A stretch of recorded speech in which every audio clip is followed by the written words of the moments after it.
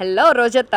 అత్త కనుక మీడియా ముందుకొచ్చినా, అత్త కెమెరా ముందుకొచ్చిన ట్రోల్ అవడానికి నెంబర్ 1 పొజిషన్లో ఎప్పుడు ట్రెండ్కి తగ్గకుండా ట్రోల్ అవుతూ ఉంటుంది అనమాట. మా అత్త 11 సీట్లు తెచ్చుకున్నాడు ఇక్కడ. 11 సీట్లతోనే ఉన్న నువ్వు 11 సీట్ల జస్ట్ మిస్లో ఉన్న మీకు నోరు తెరిస్తే వచ్చేవి ఏంటంటే, ఇప్పుడు అన్నారు కదా ఎంకి పెళ్లి చూపించావు, పెళ్ళిళ్ళు చావులు, లేదంటే నరుక్కోడాలు, చంపేటాలు, లేదంటే ఆడోళ్ళతో సరసలాటాలు. భావన గారు నమస్తే అండి.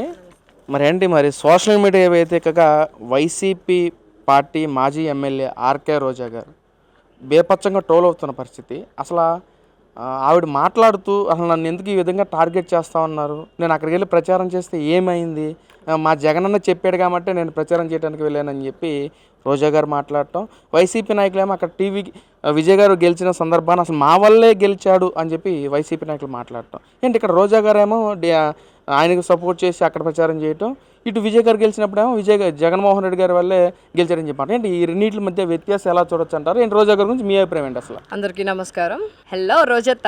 మనం పాదం ఎక్కడ మోపితే అక్కడ అస్సలు అరిష్టానికి మారుపేరు మనమే అనమాట.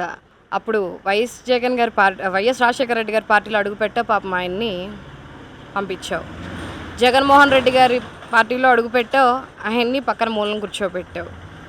మరి కేసీఆర్కి సపోర్ట్ చేసావు, వాళ్ళని మూలం కూర్చోబెట్టావు.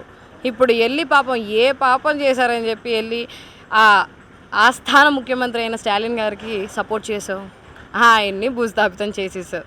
మన పాద మహిమ మన రాష్ట్రంలోనే కాదు పక్క రాష్ట్రాలకు కూడా వ్యాపించేసింది అనమాట. అలా తయారైంది మంది. మా అత్త కనుక మీడియా ముందుకు వచ్చినా, అత్త కెమెరా ముందుకు వచ్చినా ట్రోల్ అవడానికి నెంబర్ 1 పొజిషన్లో ఎప్పుడు ట్రెండ్కి తగ్గకుండా ట్రోల్ అవుతూ ఉంటుంది అనమాట మా అత్త. ఇదనమాట మా అత్తగారి పరిస్థితి. ఇంకోటి ఏంటంటే, జగన్మోహన్ రెడ్డి గారి పేటీఎం కుక్కలందరూ కూడాను ఇదే బాణీలో కంటిన్యూ చేస్తూనే ఉన్నారు. ఇవాళ కాకపోతే రేపు కాకపోతే ఎల్లుండి జనాలందరూ మా వైపు ఏదో ఒకరోజు చూస్తారు అని చెప్పేసి ఫేక్ ప్రచారాలకి దాన్నే పూనుకొని వాళ్ళు చేసుకుంటూ ఉన్నారనమాట. మరి జీతాలు పెంచారో లేదో మాకైతే తెలియదు, వాళ్ళకి కష్టపడుతున్నారు.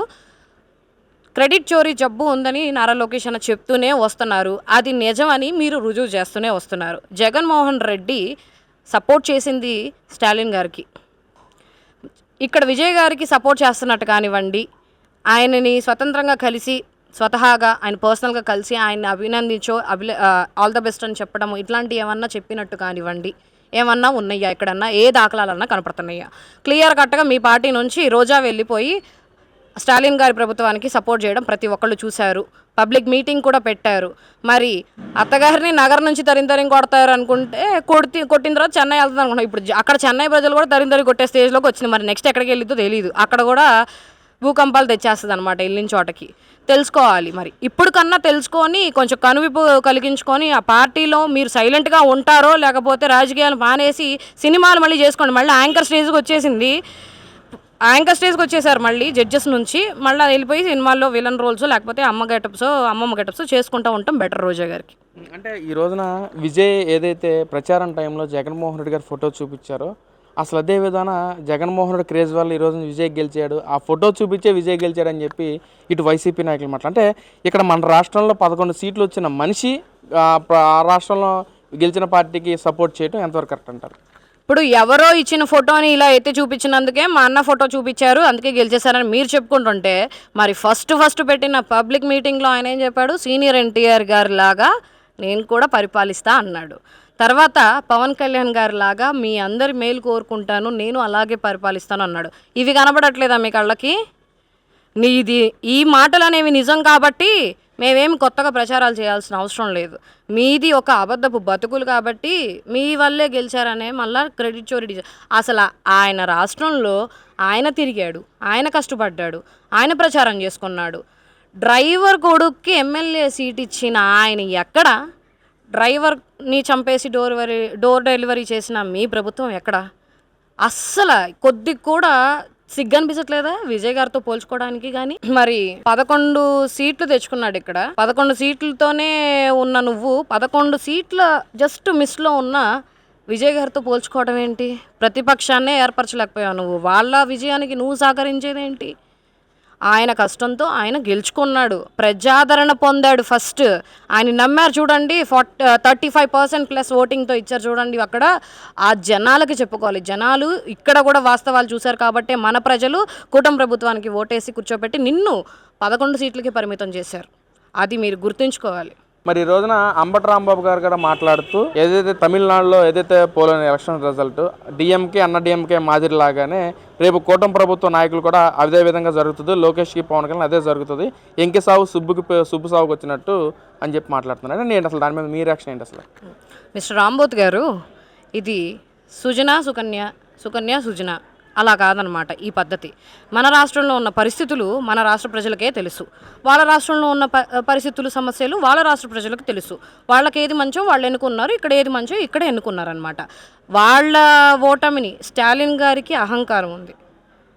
ఓకే, వ్యక్తిగతంగా చూసుకుంటే వాళ్ళ పరిస్థితులు వాళ్ళకి తెలుసు. ఆ ప్రజలు ఎలాగ భావించారో అలాగా మన రాష్ట్రంలో ప్రజలు మిమ్మల్ని ఎలా భావిస్తారో నేను చెప్పనా? మిమ్మల్ని ఒక ఆంబోతులా చూస్తారు, నోటికొచ్చిన వాగే కుక్కలా చూస్తారు, ఆడోళ్ళ పిచ్చిదోళ్ళలా చూస్తారు. మీకు నోరు తెరిస్తే వచ్చేవి ఏంటంటే ఇప్పుడు అన్నారు కదా, ఎంకి పెళ్ళి సుబిసావు, పెళ్ళిళ్ళు చావులు, లేదంటే నరుక్కోడాలు చంపేటాలు, లేదంటే ఆడోళ్ళతో సరసలాటాలు. ఇవి తప్పించి మీ పార్టీలో ఉన్న నేతలకి ఎవరికన్నా ఏమన్నా వచ్చా? చెప్పాలా? మళ్ళా పేర్లన్నీ చెప్పాలంటే మాకే చిరాకు వచ్చేస్తుంది అనమాట. ఇలాంటి పార్టీలో ఉన్న మీరు కాబట్టి మిమ్మల్ని ఊసి పక్కన కూర్చోబెట్టారనమాట జనాలు. సో అక్కడ జరిగిన రాజకీయ వ్యవహారాలకి ఇక్కడ చంద్రబాబు నాయుడు గారి, లోకేష్ గారి, పవన్ కళ్యాణ్ గారి కూటమి పరిపాలనకి ఎటువంటి సంబంధం కూడా లేదు.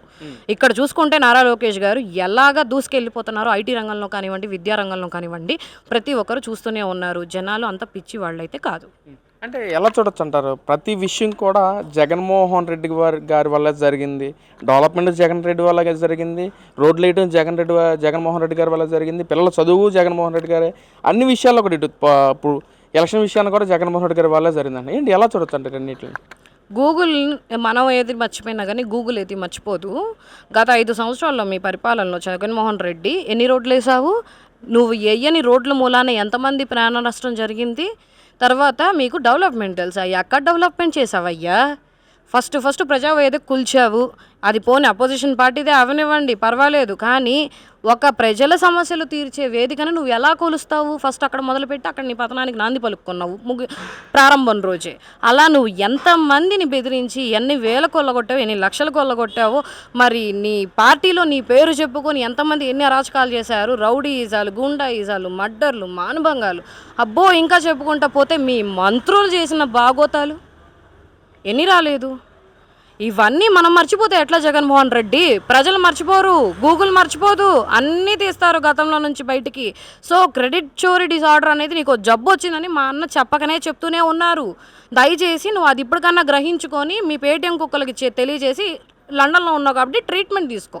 అది బాగైన తర్వాతే రా, అప్పటిదాకా నీ వల్ల ఇక్కడ ఉపయోగం లేదు. ఎందుకంటే అసెంబ్లీకి రావు, పులివెందల్లో గెలిచినా కూడా వాళ్ళ సమస్యలు పట్టించుకోవు, మాట్లాడితే రాష్ట్రం అంటావు, మీడియా ముందుకు వస్తావు, 2 కంటెంట్లు ఇస్తావు, మా అందరికీ ట్రోల్ అయిపోవడానికి చేసుకుంటావు, పోతావు మళ్ళీ బెంగళూరు ప్యాలెస్కి, ఇక్కడ తాడేపల్లి ప్యాలెస్ అంటావు, ఇక్కడ కూర్చొని పబ్జీ ఆడుకుంటావు. ఎందుకు ఇవన్నీ మనకి? ఆ లండన్లో ఉండి మంచి ట్రీట్మెంట్ తీసుకో, సెట్ అయిపోతావు అనమాట. నెక్స్ట్ టైం రాజకీయాల జోలికి కూడా రావు ఆ ట్రీట్మెంట్ అయిపోతే.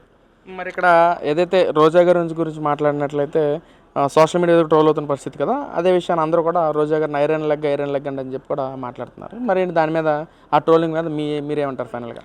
ఈరోజు కొత్తగా ఆవిడేం ఐరన్ లెగ్ కాదు, ఇవాళ కొత్తగా అంటున్న మాట కాదు. మనం చూసుకుంటే ఏ టీంకి, ఏ క్రికెట్ టీంకి సపోర్ట్ చేస్తే ఆ క్రికెట్ టీం ఐపీఎల్లో నుంచి బయటకు పోద్ది. ఇండియాకి సపోర్ట్ చేసిందంటే ఇండియా ఓడిపోద్ది. లేదు అవతల వేరే వాళ్ళకి ఎవరికైనా సపోర్ట్ చేస్తుంటే వాళ్ళు ఓడిపోతారు. కేసీఆర్కి చేసి వచ్చారు, ఓడిపోతారు. మన అక్కగారు అసలు ఫస్ట్ వెళ్ళొచ్చారంటే ముందు మనమే డిసైడ్ చేసేవచ్చు ఆ గెలుపుని, వాళ్ళ గెలుపోవటముల్ని మనమే డిసైడ్ చేయొచ్చు అనమాట. రిజల్ట్ దాకా కూడా అవసరంలా, ఫిక్స్ అయిపోండి. ప్రజలందరూ కూడా చాలా వాడికి ఫిక్స్ అయిపోయారు. ఇప్పుడు అందరూ ఫిక్స్ అయిపోండి. ఆవిడ కనుక వచ్చి ఒకరిని కలిసి సపోర్ట్ చేసింది అంటే అయితే వాళ్ళు పైకి పోవాలి, లేదంటే భూస్థాపం అయిపోవాలన్నమాట.